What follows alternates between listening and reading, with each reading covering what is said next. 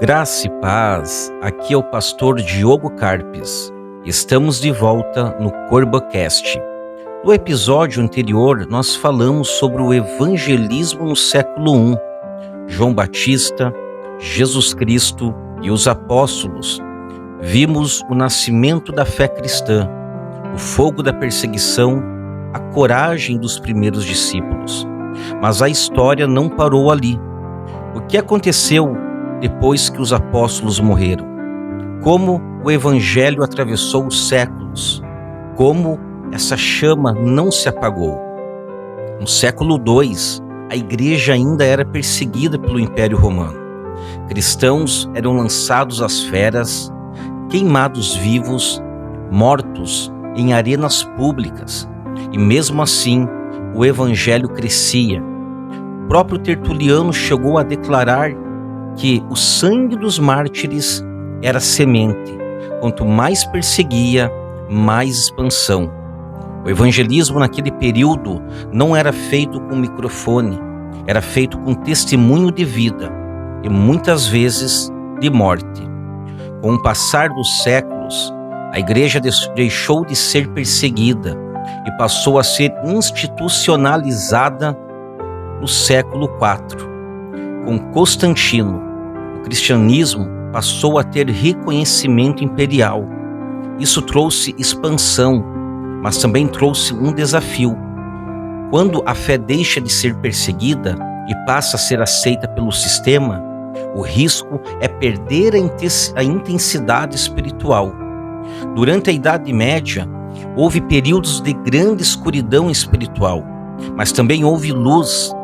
Missionários atravessaram regiões da Europa, enfrentaram povos pagãos, traduziram as escrituras, perseveravam a fé. Mesmo quando a Bíblia não era acessível ao povo comum, Deus levantava homens e mulheres que carregavam o evangelho com convicção. Chegando à Reforma Protestante do século XVI, Martinho Lutero, João Calvino e tantos outros não estavam apenas discutindo teologia, estavam devolvendo ao povo o acesso às Escrituras. A redescoberta da justificação pela fé reacendeu o coração missionário da igreja. Quando a verdade bíblica volta ao centro, o evangelismo ganha força. Nos séculos 17 e 18 vieram os grandes despertamentos espirituais. Homens como John Wesley e George Whitefield pregaram ao ar livre para milhares. O evangelismo saiu das estruturas rígidas e foi para as ruas, para os campos, para as praças. Era uma fé viva, emocionante, intensa, profundamente bíblica. No século XIX, o movimento missionário explodiu. Missionários foram enviados à África, Ásia, América Latina. O evangelho cruzou oceanos. William Carey, considerado o pai das missões modernas, ensinou que a grande comissão não era opcional, era responsabilidade da igreja.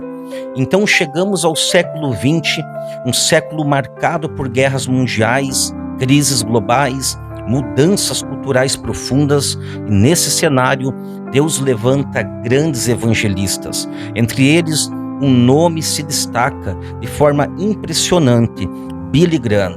Billy Graham pregou para milhões de pessoas ao redor do mundo, utilizou rádio, televisão, estádios lotados. Ele entendeu algo fundamental: os meios mudam, mas a mensagem não muda. Ele não negociava a centralidade da cruz. Sua mensagem era simples, direta e centrada em arrependimento e fé em Cristo.